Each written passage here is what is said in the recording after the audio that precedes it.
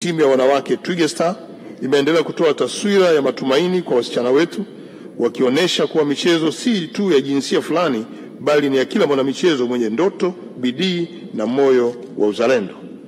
Mheshimiwa Spika, vilabu vyetu vya mipira wa miguu nchini vimeendelea kupeperusha bendera ya taifa letu kwa kufanya vizuri katika mashindano ya kimataifa na kuwa timu tishio barani Afrika kwa sasa. Hapa nitambue kazi kubwa iliyofanywa na timu yetu ya Yanga kwa kuweza kupiga hatua muhimu kwenye kombe la mabingwa barani Afrika na kufikia hatua ya makundi ya msimu wa 2024-2025 ambayo ni muhimu sana kwa ustawi wa ubora wa ligi yetu. Mheshimiwa Spika, jana tarehe 25 Juni 2025 ulichezwa mchezo namba 184 wa ligi kuu ya NBC maarufu Kariakoo Derby kati ya Yanga na Simba katika dimba la Benjamin Mkapa maarufu Lupaso. Mchezo huo ulimalizika kwa timu ya Yanga kuifunga Simba mabao 2-0.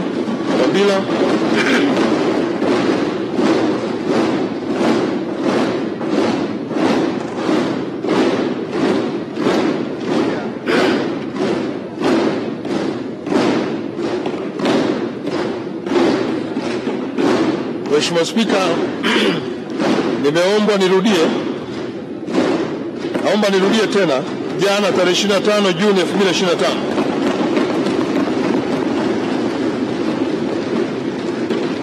ulichezwa mchezo namba 184 wa ligi kuu ya NBC maarufu Kariakoo Derby kati ya Yanga na Simba katika dimba la Benjamin Mkapa maarufu kama Lupaso.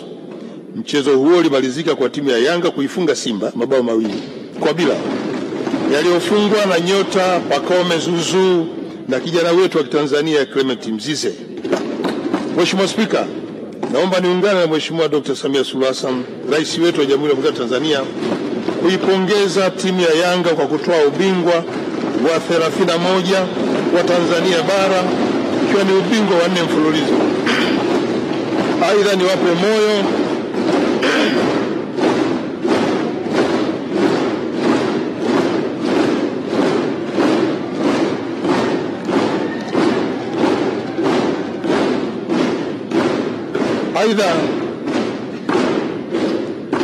niwatie moyo klabu ya Simba kwa kuendelea kupambana mpaka mechi ya mwisho na kuongeza ladha ya timu yetu. Pia niwapongeze wachezaji wote wa ligi zote wa timu zote za ligi hapa nchini.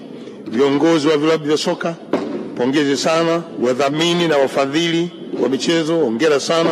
Na viongozi wa shirikisho letu la mpira nchini TFF, hongera sana kwa usimamizi mzuri kwenye mpira huu wa miguu. Mheshimiwa Spika, kwa upande mwingine nipongeze sana klabu ya Simba kwa hatua kubwa ya kutinga fainali katika kombe la shirikisho barani Afrika kwa msimu wa 2024-2025.